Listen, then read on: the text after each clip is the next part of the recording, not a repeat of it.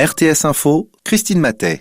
Une alliance de gauche s'attaque aux avions de combat choisis par le Conseil fédéral. Trop cher, trop dangereux, inadapté aux besoins de la Suisse, trop bruyant. L'avion de combat américain Lockheed Martin, choisi par le gouvernement, ne convient décidément pas à la coalition constituée du groupe pour une Suisse sans armée, du Parti socialiste, des Verts et des Jeunes Verts.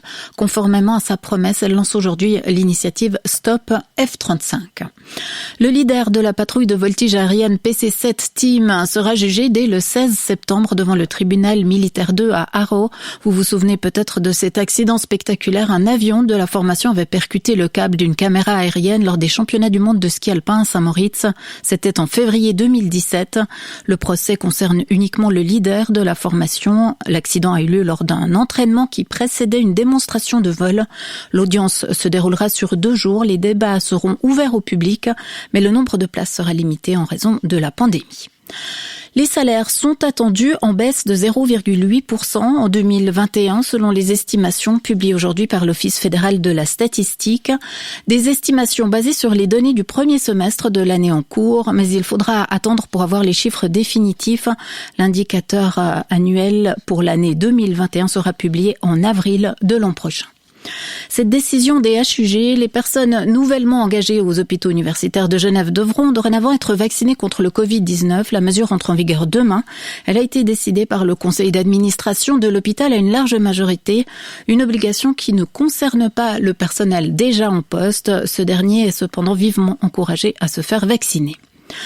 Toujours dans le rouge au premier semestre, l'exploitant de remontée mécanique Jungfraubahn a souffert d'une saison de ski encore affectée par les restrictions liées à la pandémie, mais également des aléas de la météo. Les chiffres intermédiaires restent déficitaires.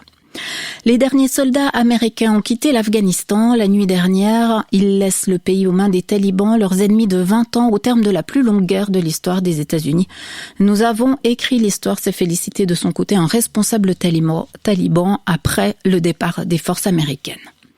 Le violent feu de forêt Caldor en Californie du Nord a forcé les habitants et les touristes des communautés proches du lac Tahoe à fuir alors que l'incendie qui se propage depuis 2 semaines se rapproche de la station balnéaire à travers les forêts des montagnes de la Sierra Nevada. Le service forestier américain a décidé de fermer les 18 forêts nationales de Californie au public pendant 17 jours dès demain. Marcel Hug a accueilli aujourd'hui son 2e titre aux Paralympiques de Tokyo. Déjà sacré sur 5000 mètres dans ses joutes, l'athlète turgovien en fauteuil roulant s'est imposé sur 1500 mètres avec un record du monde à la clé. Un Corto en noir et blanc, Corto Maltese, revient en librairie un quart de siècle après la mort de son créateur Hugo Pratt. Le marin ténébreux est cette fois bien campé dans notre époque, dessiné par un Bastien Vives qui veut y remettre du suspense. Légendaire personnage de bande dessinée, cet aventurier revit dans Océan Noir qui paraît demain chez Casterman. La météo, ce mardi, le temps sera en général ensoleillé. Les nuages seront plus tenaces en Ajoie et dans les franches montagnes. Cet après-midi, des averses isolées ne sont pas totalement exclues dans les Alpes valaisannes. Au thermomètre, 22 degrés au plus en plaine jusqu'à 25 en Valais. Une bise parfois modérée souffle sur le plateau. Continuez l'actualité sur rtsinfo.ch. La RTS présente